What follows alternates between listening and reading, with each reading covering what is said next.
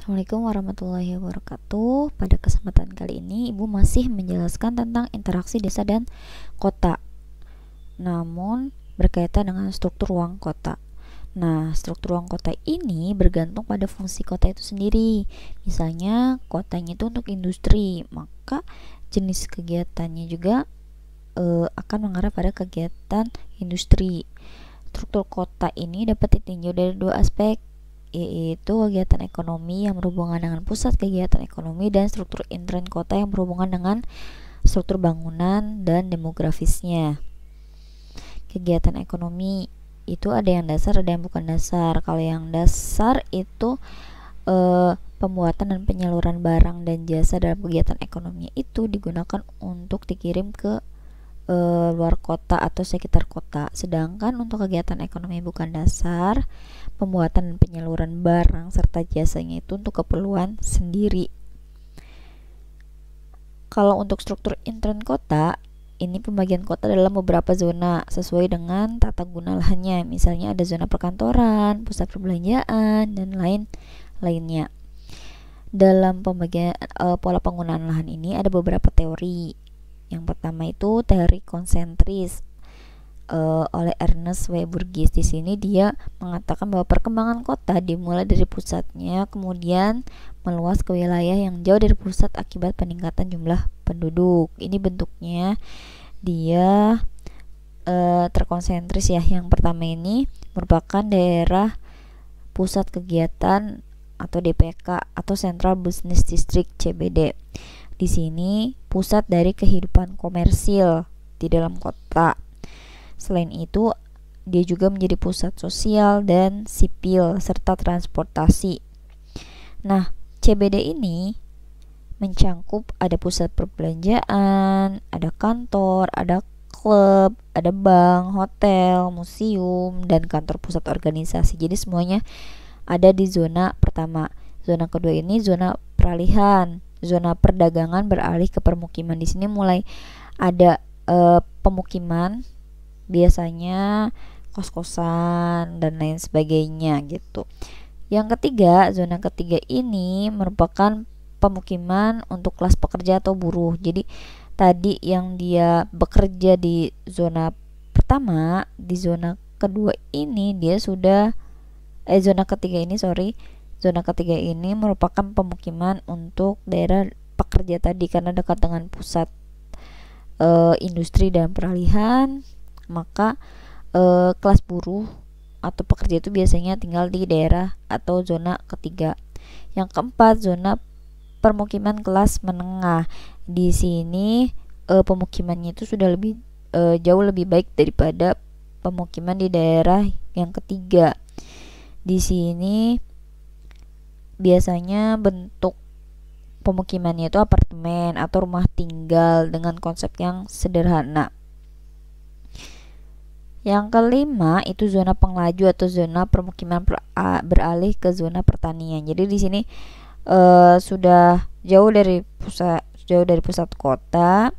Di sini masih daerah pengembangan dari kota itu sendiri. Jadi di sini masih ada lahan pertanian dan lain sebagainya itu. Yang selanjutnya itu teori sektoral. Kalau tadi konsentris ini pusat kotanya itu ada di tengah-tengah, sedangkan teori sektoral ini yang digawangi oleh Hoyt, dia ini memperhitungkan tentang nilai dari lahan itu sendiri gitu. Kalau tadi kan bentuknya dia spiral gitu, kalau teori sektoral itu bentuknya seperti ini. Yang pertama itu adalah zona pusat kegiatan atau Central Business District. Jadi ini DPK atau CBD-nya itu ada di tengah-tengah, tetap di sini ya. Yang zona kedua, daerah grosir dan manufaktur. Nah, daerah grosir dan manufaktur ini biasanya terjadi banyak industri, maksudnya banyak industri di daerah nomor 2 seperti industri untuk menunjang zona pertama. Jadi di sini mulai banyak pabrik-pabrik dan lain sebagainya. Yang ketiga itu zona permukiman kelas rendah di sini. Kenapa dia dekat dengan pusat industri atau manufaktur. Di sini nih, daerah 3 ini nilai dari lahannya itu lebih murah dibandingkan dengan zona 4 dan zona 5. Kenapa lebih murah?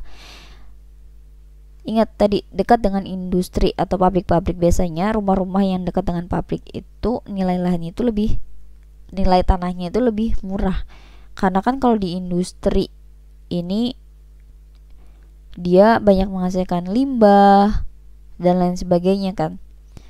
Biasanya di sini karena dia dekat dengan industri, biasanya banyak permasalahan seperti kurang air lah, apalah gitu. Jadi tanahnya lebih murah aja.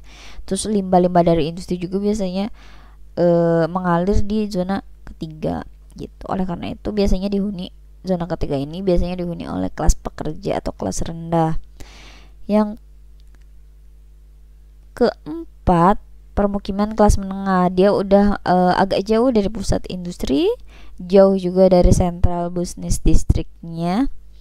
Di sini nilai dari tanahnya tuh jauh lebih besar daripada yang zona ketiga.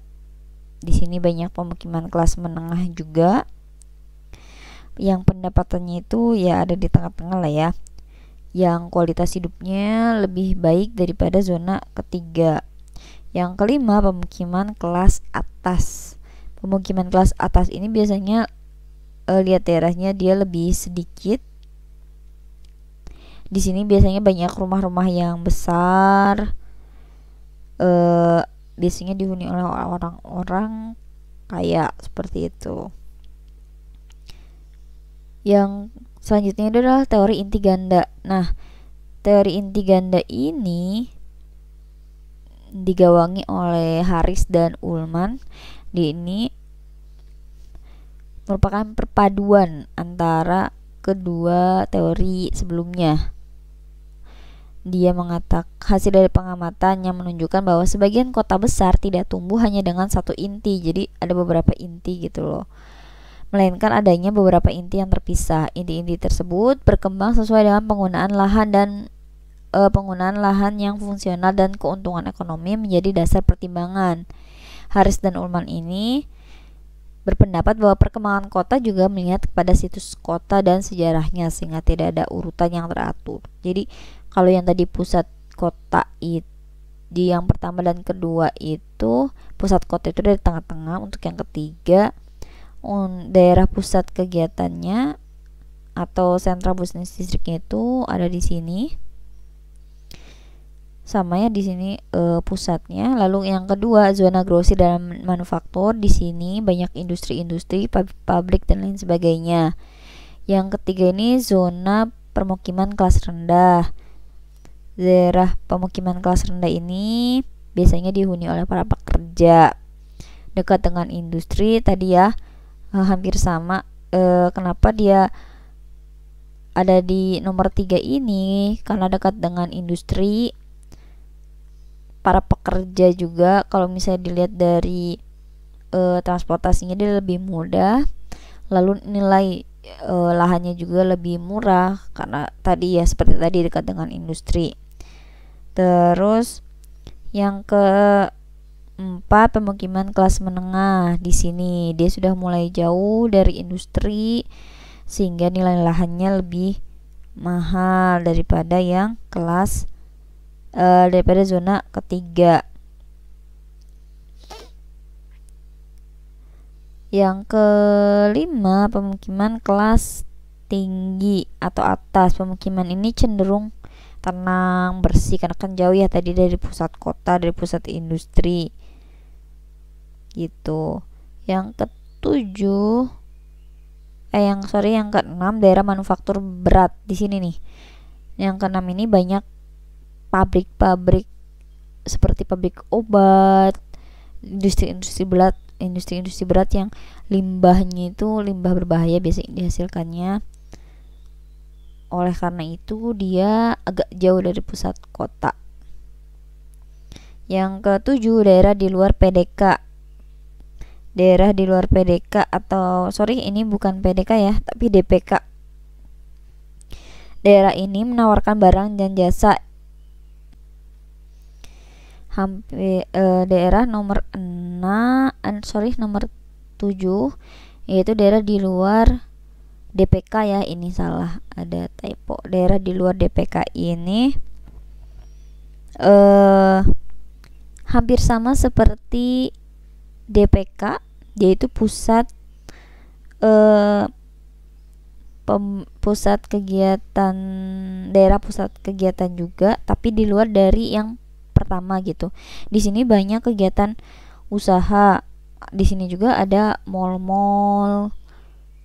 Yang nomor 7 ini banyak mall juga, terus ada bandara, ada sekolah dan lain sebagainya. Jadi dia tuh tadi seperti yang dinyatakan sebelumnya bahwa daerah teori inti ganda ini, inti kota itu bukan cuma ada satu, tapi ada beberapa. Contohnya nomor 7 ini inti, yang lainnya selain inti yang pertama. Nomor 8 ini permukiman suburban. Suburban ini biasanya dihuni oleh keluarga tunggal.